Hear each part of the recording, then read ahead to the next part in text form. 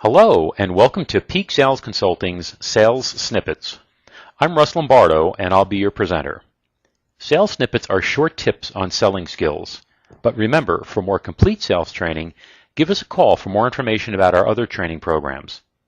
This sales snippet is called Listening Skills. First of all, let's talk about why listen to begin with. Well, in general, people prefer talking to listening. It's just a human nature thing. And their favorite topic is usually themselves. So as a salesperson, that doesn't mean you're invited now to talk about yourself because that's what you prefer doing. It means you should let your customer or prospect do most of the talking. A good rule of thumb is let them talk 80% of the time, you talk 20% of the time. And while they're talking, you need to listen. Listening compliments somebody because it shows that you care. If you've ever been to a party and someone is asking you questions and listening about you, you feel good about that person. And that also helps build trust too, because if someone cares about you, you're going to be more inclined to tell them more because you know they're listening to you and you feel like they really care. So trust is a very important thing towards building a relationship. By simply listening, you can get prospects and customers to tell you almost anything. I mean, it's amazing how much you can ultimately get them to tell you just by asking the right questions and exercising good listening skills, which we'll go over in this snippet. As a result, good listening will increase your success in sales, without a doubt, and hopefully you'll see why shortly. But there's 3 steps that I'd like to discuss in as far as listening. One is just where you're hearing what's being said. This is just catching what's said. If someone says my order processing is slow, you just heard that. You didn't process the words. You didn't do anything with it. You just caught what was said. Secondly is understanding. This is where you actually then interpret what was said in your own way. So if they said my order processing is slow, then understanding that to yourself would maybe you'd say something like, this must mean he wants to process orders faster. I mean, it's a simple example, but that's kind of what goes on in one's mind. The third step then is judging, and this is where you say to yourself, does this make sense, and do I actually believe it? So the next step in your mind for this order processing example would be, is it at all possible to reduce the time? And that's basically what's happening.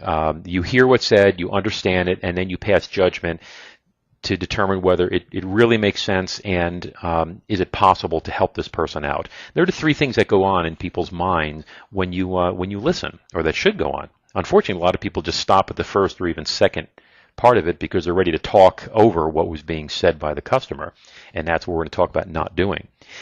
Listening is actually an active sport, or what I call an active activity. First of all, you want to make sure you avoid distractions. Anything that happens around you and stuff, try not to pay attention to that. Focus on the person who is talking to you. And a good way to do that is to suspend all unrelated thoughts. You basically want to start with a blank canvas. Don't bring into the meeting your worries, your fears, your angers, your prejudices, your biases, the fact that someone might have language differences, if there's noise going on or other activities, or even if you're bored. You have to suspend all those unrelated thoughts because they will distract from your listening abilities. And listening is a learned skill. It's not something that you have to be born with. If you learn how to do it and you practice all the time, you'll be very, very good at listening. And one thing to remember too is that there's a 4-to-1 ratio between thinking and speaking. So when someone is talking to you, you can process what they're saying at least 4 times faster and also formulate your next intelligent question while they're talking and while you're still processing their words and what they're saying. And I like to say that good listeners are like bad boxers. They lead with their faces. Now, obviously, in boxing, that's not a good thing. You get your face punched. But in listening, you want to express your emotions and your feelings and your interest with your facial expressions. Raised eyebrows, like, wow, that signifies, like, surprise. Furrowed eyebrows, like, really, like you're curious and in a thoughtful mode. So use your facial expressions to help show that you're really listening. So let's talk more about how to listen. We talked about this being an active activity, and active listening means, as I just mentioned, your facial expressions, but it's also providing feedback and supportive comments when someone's talking.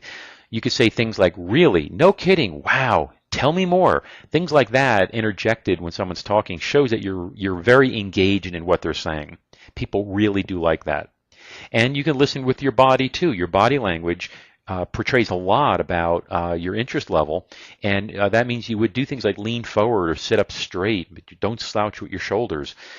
Just have a physical presence that show that you're really intently listening to what they're saying. And if you find that you're drifting away, then you want to make sure that you change your body position so you're not too comfortable in a nice, comfortable chair. Also maintain eye contact with the person you're speaking with. That doesn't mean you stare at them, but maybe like 80% of the time you want to be looking in their eyes.